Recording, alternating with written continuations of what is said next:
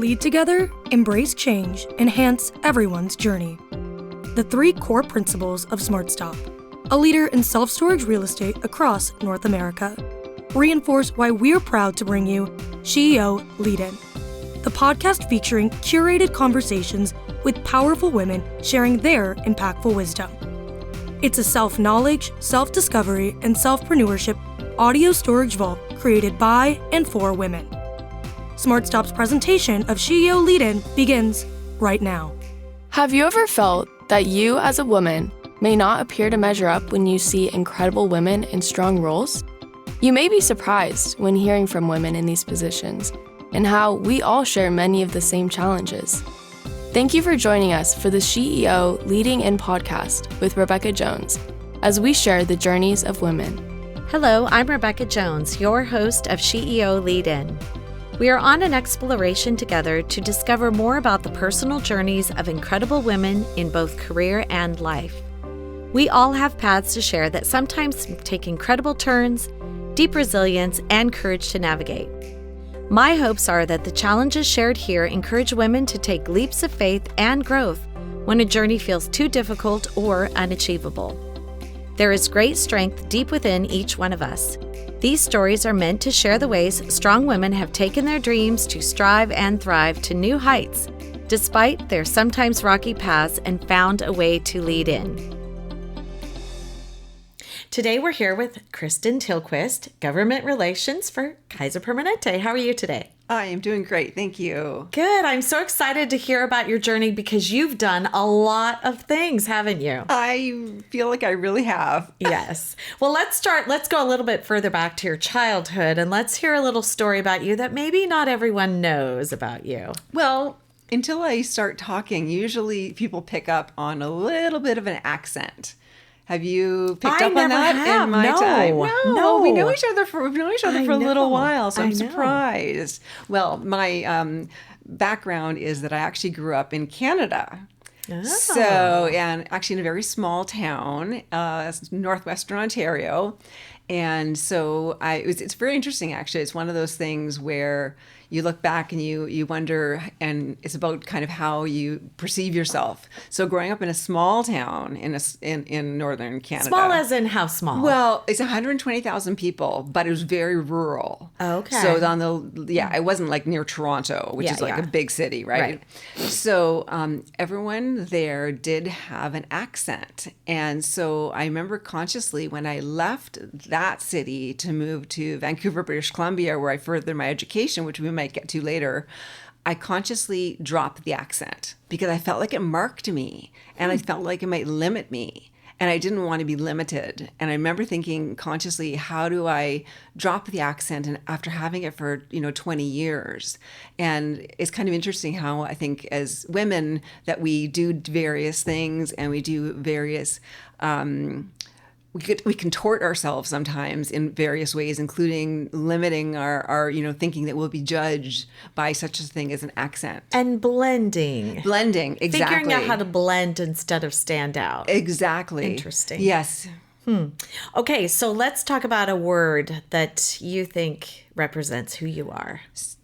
Oh, a word. Okay. A word. Yeah. I think the word that probably represents me most clearly is curiosity.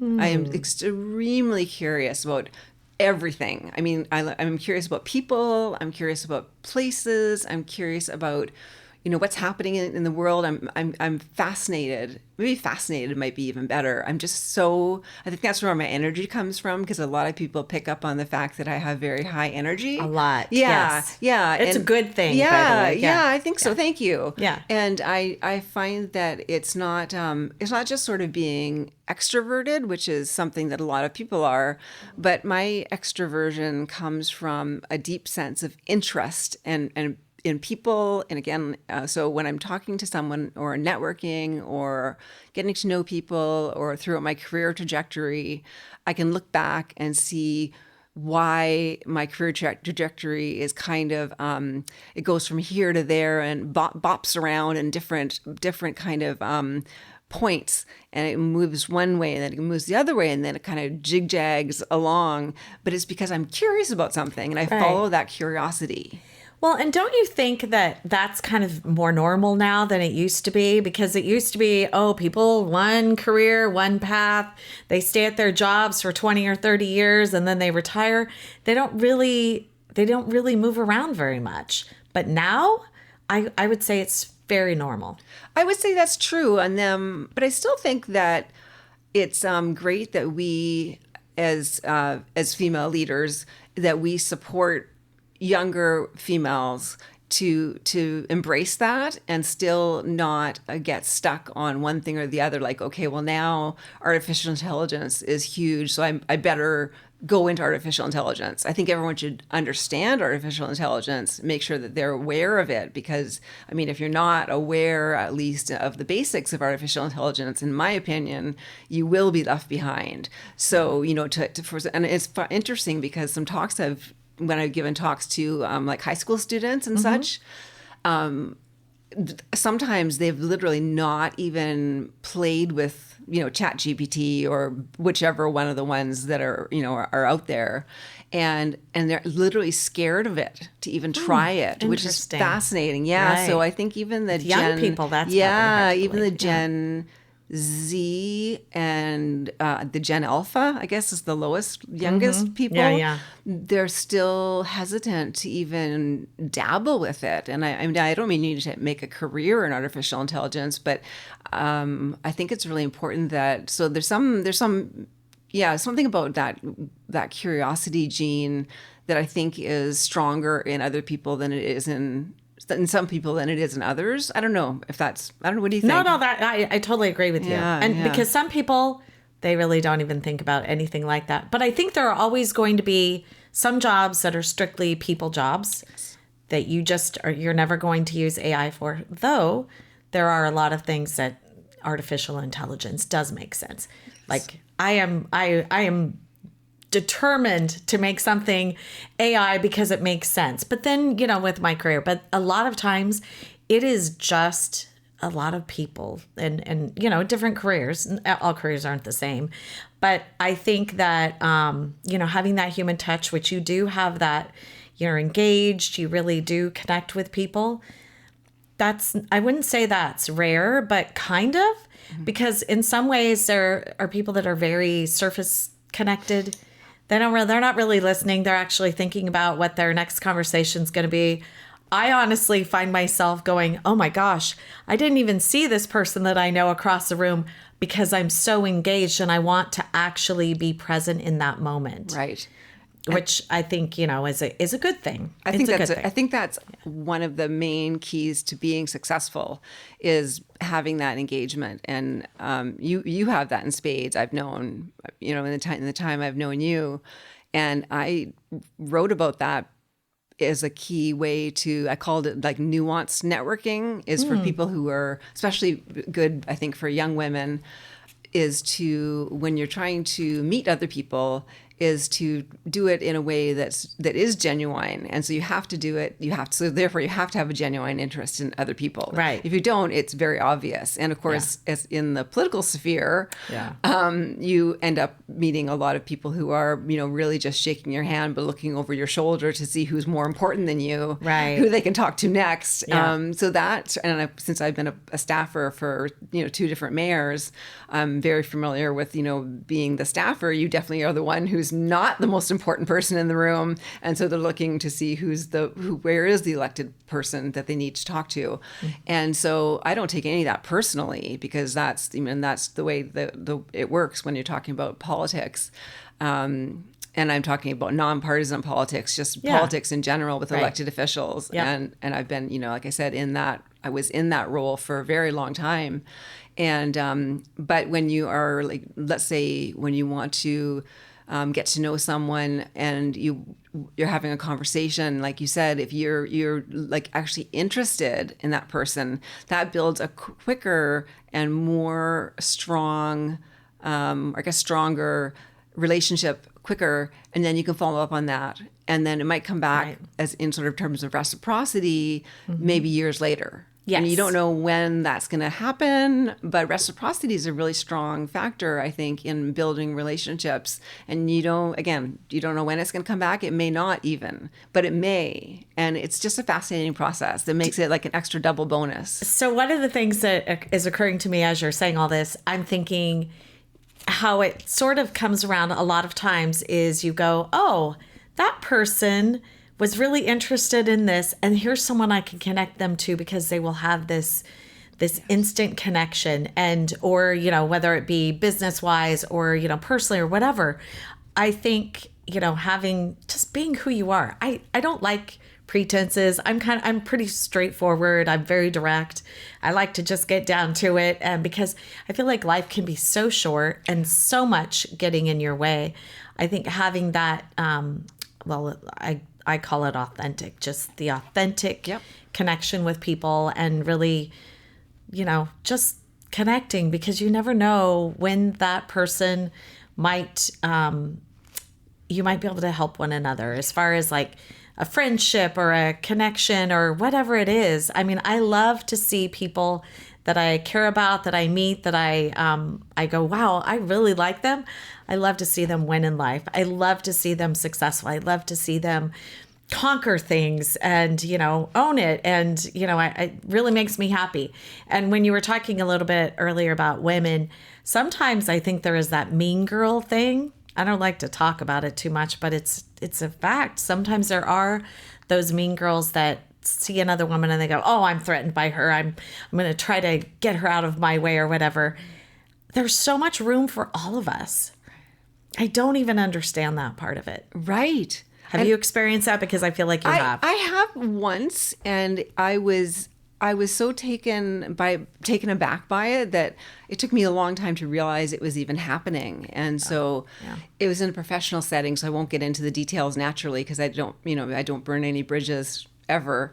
But it was, really surprising, because the other thing that I believe in really strongly is supporting other women, like you said. And so if when I was sometimes I've worked just where it's just myself as a sole contributor or entrepreneur even, and other times I've had a large staff, and so I've always been happy to try and hire someone who is smarter than me, who has more experience than me. Yeah, who's like, they grow you. Yes, exactly. Yeah. If they challenge me, if they're not, in a good way, I mean, they challenge me. Like, I'm thrilled, and I'd be happy to like say, what opportunities do you want by way of like another certification or anything else, or do your doctorate while you're anything. Yeah. But not the mean girl thing is. When I first experienced it, I was just I couldn't recognize it because I hadn't. It seemed so foreign and so strange. And I think the one thing that makes life and our professional life and our personal lives so wonderful is by surrounding ourselves with positive people and like positive energy, so to speak. Like not in a wild woo woo fashion, but in a great way, is having the kind of the intangible sense of good-natured people who are positive, people who are trying to help and support you, and it all just makes so much more sense, and it's so much more fun that way. And like you said, we've got this one life to live here, so. Well, and when you're talking about a career and you have a team of people, and then you've got that one person, and you look at them and you think, we could do so much more if we didn't have to spend all this time dealing with the conflict that you're bringing. And, when you're thinking about, creating a team, I think it's really important. I mean, you might totally align with someone, but if they're going to cause conflict with other members of your team, sometimes you have to pass up on them because they're just too volatile and too distracting and all of that. And, that is, I think, something that all of our listeners need to pay attention to. You've got to try to figure out how to work with people that you don't necessarily like, that you don't necessarily always agree with, and you need to figure out how to do it in a positive manner. Because if you are going to push against them, chances are you're going to get left out in the cold. It's an interesting point. Yeah, that's an interesting point. I was thinking, that in a team member, that makes a lot of sense.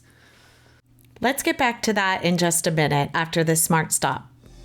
SmartStop knows the winning connection is when we elevate success together.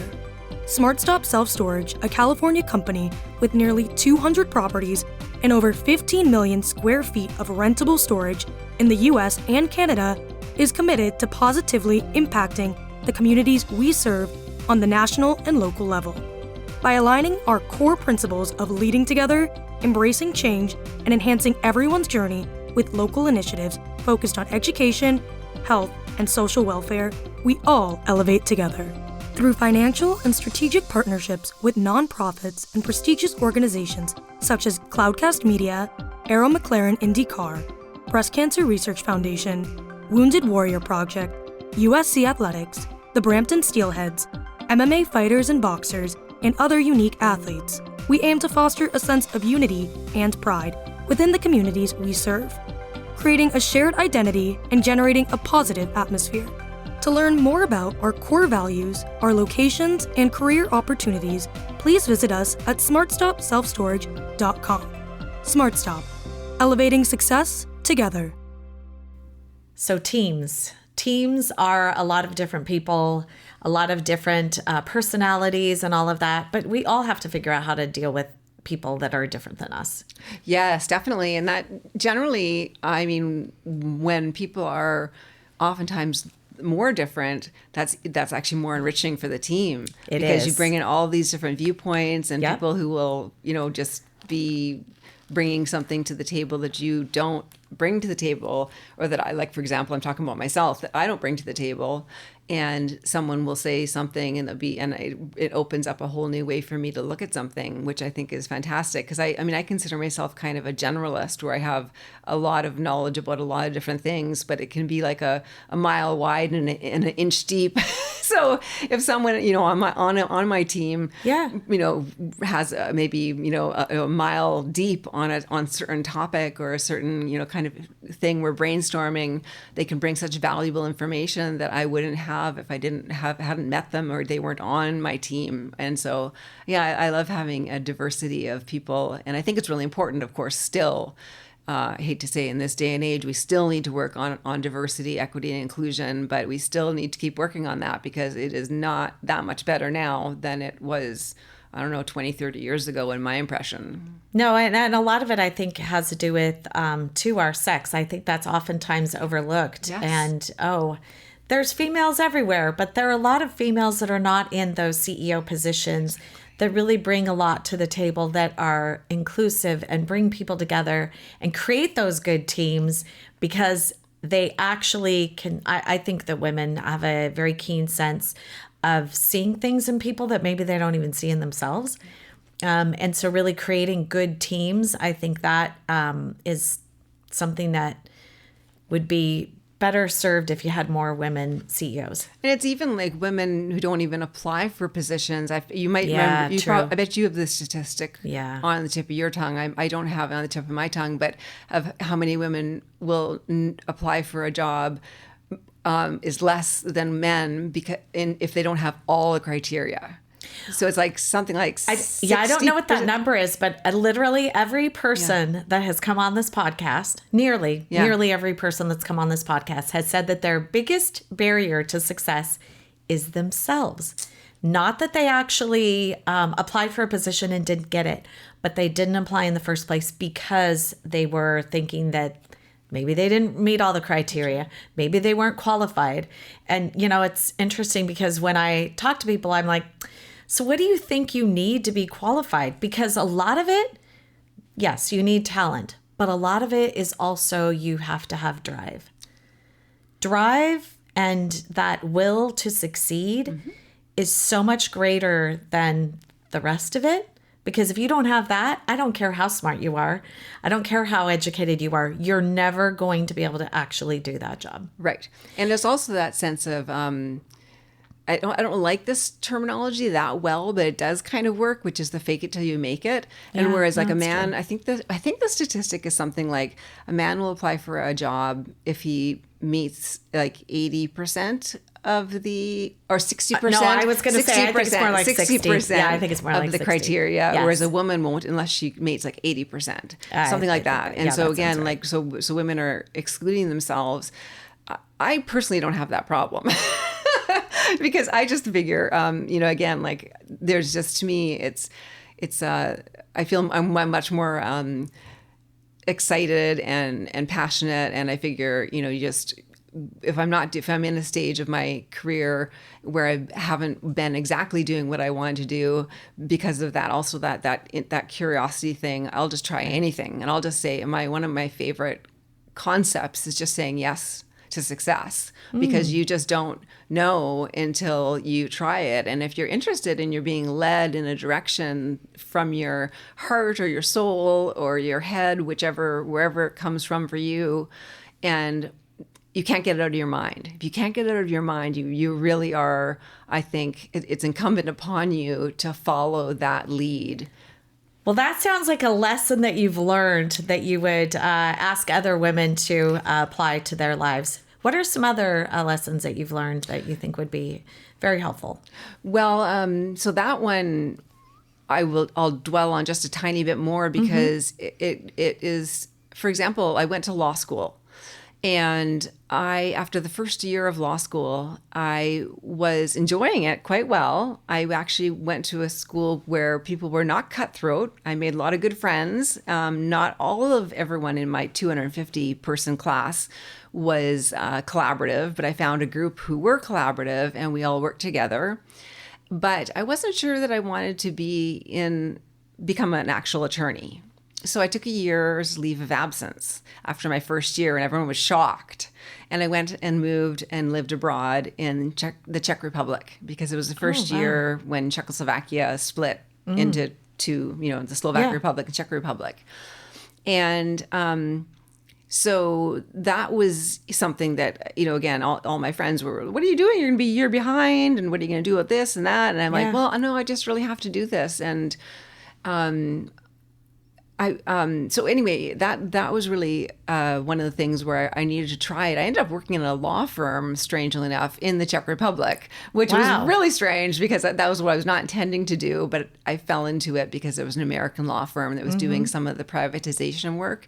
So changing, from government run, all utilities and all that kind of thing, and into private, companies that were so like what happens when a country's becoming a country. Yeah. And so that was pretty fascinating, but we could travel all over Eastern Europe, because of the way Europe's structured, it's easier to take these trips.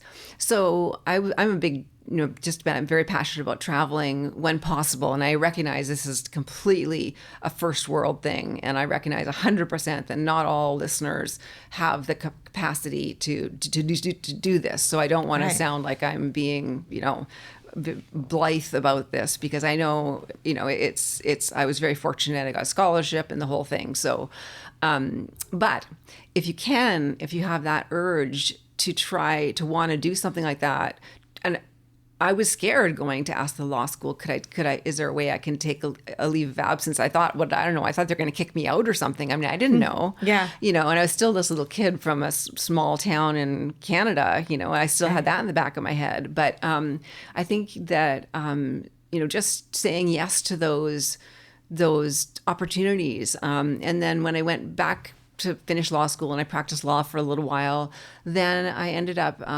back in Southern California, which was a long story how I got there. But basically, I ended up meeting the mayor of Riverside, California. And he asked if I wanted to kind of like co-run his campaign for re-election. And he was much beloved mayor, wonderful mayor, awesome. And he said, would you like to be my campaign manager? And I said, yes.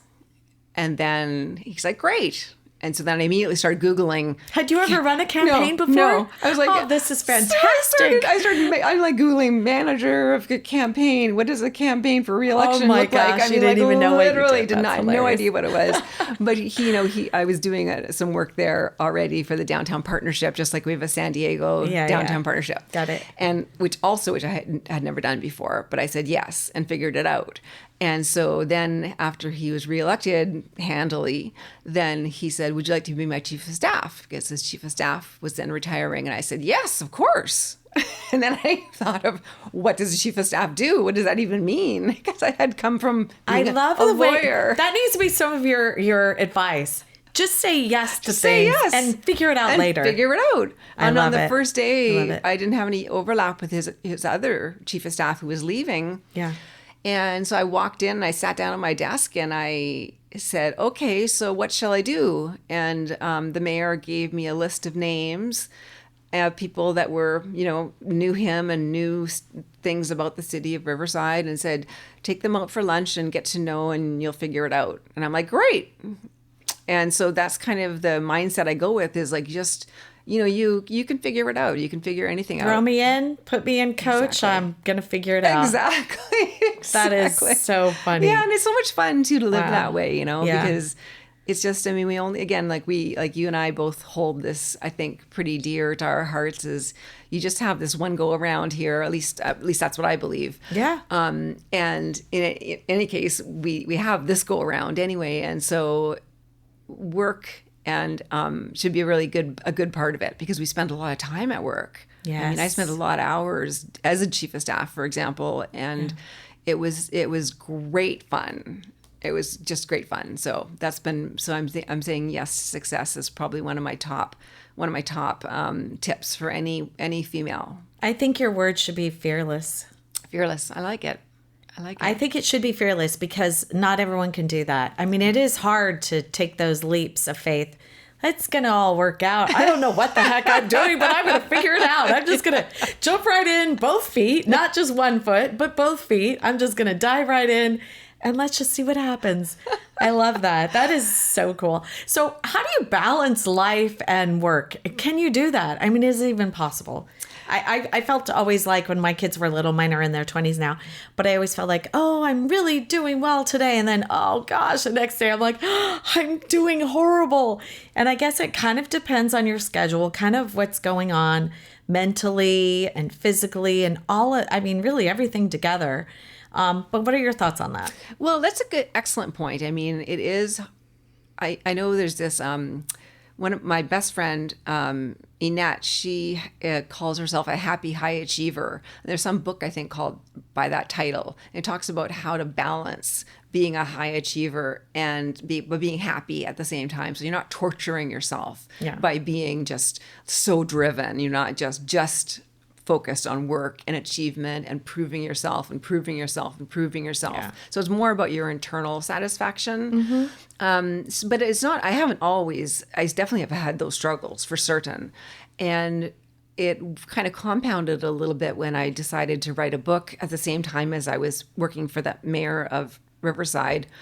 And I was decided then, with his permission, to write a book at the same time. And the book was about kindness in business, and how being kind, not, nice guy finish last kind of kindness, but kindness that means creating reciprocity, creating strong ties, all these things that, elevating others. Yeah. Exactly. Yeah.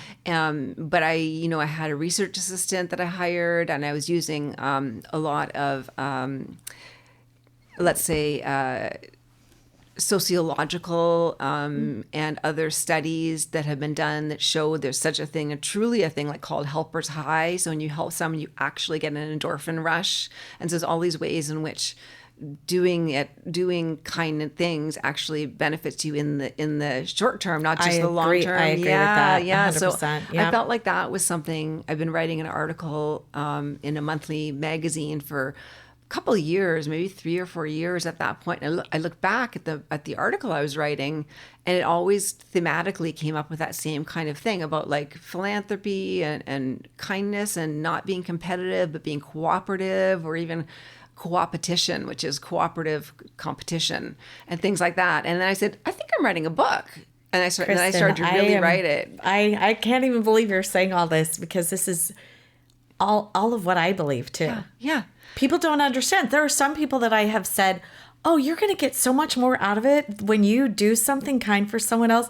And they look at me like, what are you even talking about? Right. Because they really don't get it, because they've never allowed themselves to do it. Right. And then they don't realize how incredible it feels and how great it is and how much. And you're making the world a better place. Exactly. I know, just your part of the world, but maybe just it will be paid forward at some point. Absolutely. In time. I mean, pay it forward is a key. I mean, that's wonderful. You know, the book, Pay It Forward. I mean, everything. It's the concept is 100%.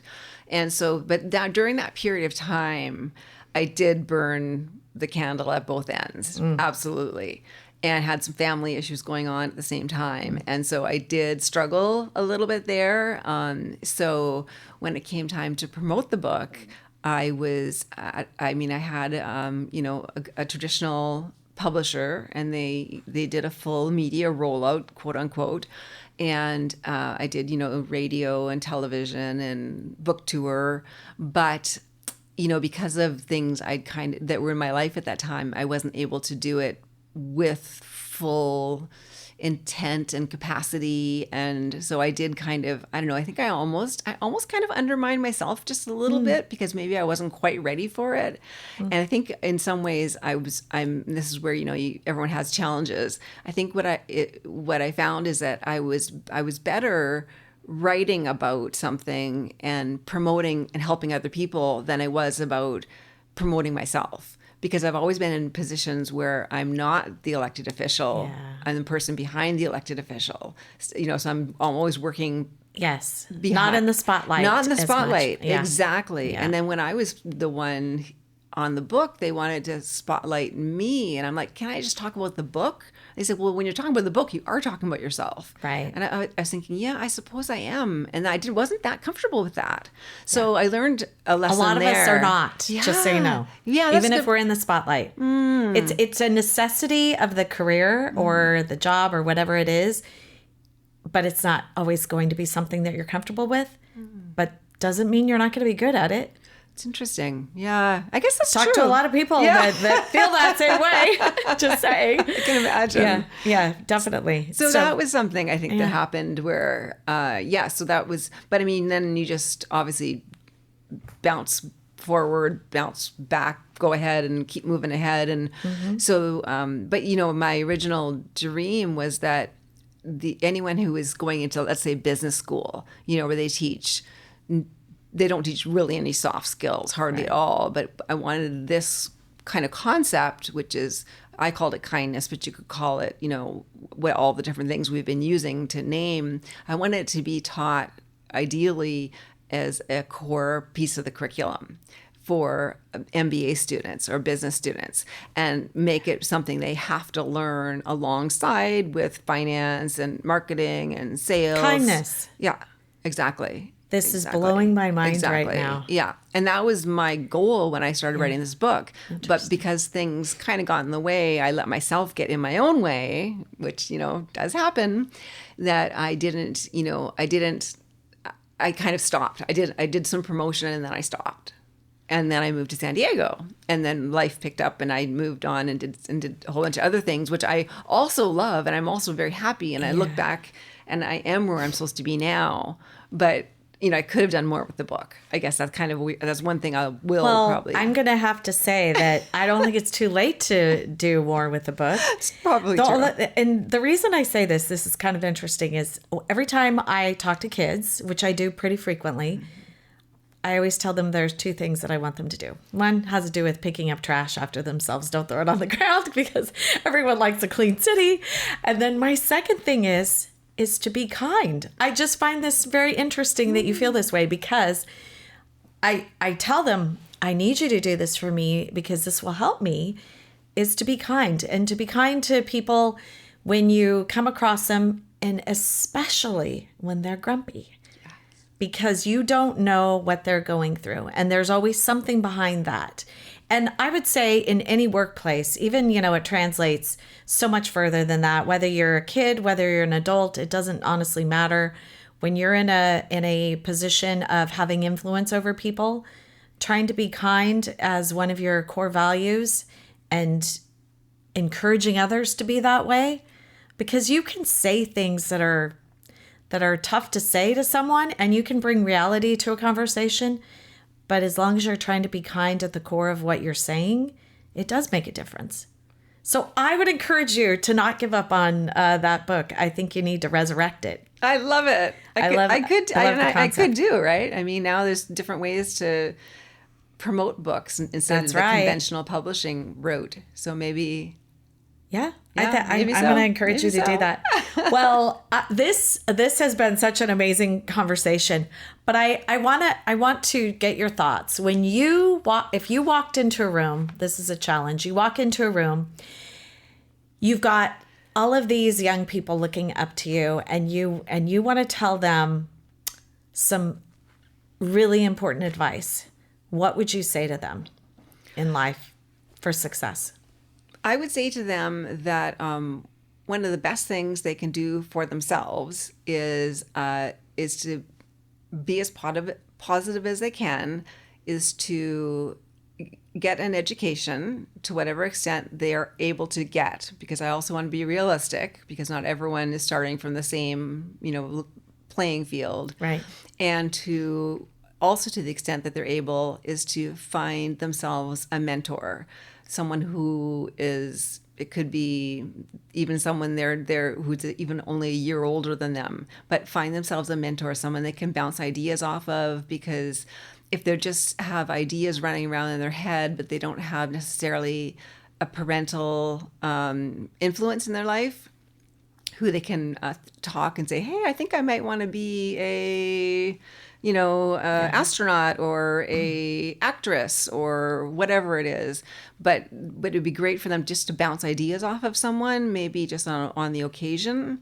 That, I guess that's more than one piece of advice, but I think those are pieces of advice that I would say for any group of young people is, those are a couple of things that I would definitely want them to do. And it definitely pays itself back when they do that. And even if they're shy, that they can definitely do that, because they'll find a lot of adults who are super willing to have those conversations and to be asked. A lot of people don't get asked. That's the other thing I think that's a bit of a... I sometimes volunteer myself. Exactly. Yeah, exactly. I do too. Yeah, exactly. Yeah. And especially if they want to be an entrepreneur, then it's essential that they have a mentor who has experience in the world of entrepreneurship, because that is a journey, and that needs someone with skills in the entrepreneurship field, because it's kind of like when you are going to get your construction done and they say, if you get an estimate on construction for something for your yard or your house, and it's going to be like you might as well triple the amount and triple the time. Yeah. Like entrepreneurship is, if you think your product is going to be on the market in 2 years, you might as well triple the time and triple the amount of money it's going to cost. I mean, 100%. It's like, my gosh, it's so hard. Yes. And so with students, when I've talked to them about entrepreneurship, it's, again, with a positive slant to it, but nonetheless being realistic. It's make sure you get a mentor who can actually coach you through these ups and downs and see if you really have the temperament for it, because you want to make sure you have that temperament that can stand those ups and downs that are really rocky when it comes to entrepreneurship. And otherwise, follow your passion, like find that thing that just can't get out of your head. And, if you can follow it and you have support, or you can create opportunities, just go for it. I mean, I just think it's a great time to really follow and just keep on following those dots, putting them together, looking back and seeing where you end up after a while. And yeah, that is pretty cool to do that. So, what's next for you? What do you got going on? Yeah, well, for now, I have found myself where I would characterize myself in my dream position, actually. So I did a whole bunch of things after we mentioned my work with the mayor of Riverside. I ended up working with the mayor of San Diego, the former mayor, Mayor Faulkner, doing state government relations and innovation policy. So I got to let my curiosity go wild with that. So that was interesting. So in our innovation strategic plan, I got to include interesting things like artificial intelligence back in 2014, when people didn't even think it really was a thing, which of course it always was back with machine learning, but and all sorts of other fun things. And I really enjoyed that time. And then I also worked at the city library system where I had 36 branches under my wing for creating innovative programs for underserved and underrepresented. Wow. So really got to really work with that kind of community and again see those challenges and understand again why you can't just say everyone can be a superstar. Not everyone who sings well is going to be a famous singer. So it's just the way it is. But we made some great programs, and then I was entrepreneur for a while, helping individuals get to angel investment at least. And then I'm now working with Kaiser Permanente. I'm really thrilled. I'm their government and community relations representative for all of San Diego County. I started in August. And I love my team. I work for the region, so I work remote, and I work with a team that is based under my boss, Yesenia, and she is amazing. She's the type of female boss that you dream about. Right. Where nice. she's like, whatever, however I can empower you, and strong leader, strong female, empowering female. Oh my gosh, so great. And then I also have people here in San Diego that I work with who are doing more communications, public relations, and media. And there's a great boss there too, Roger, who I kind of coordinate with.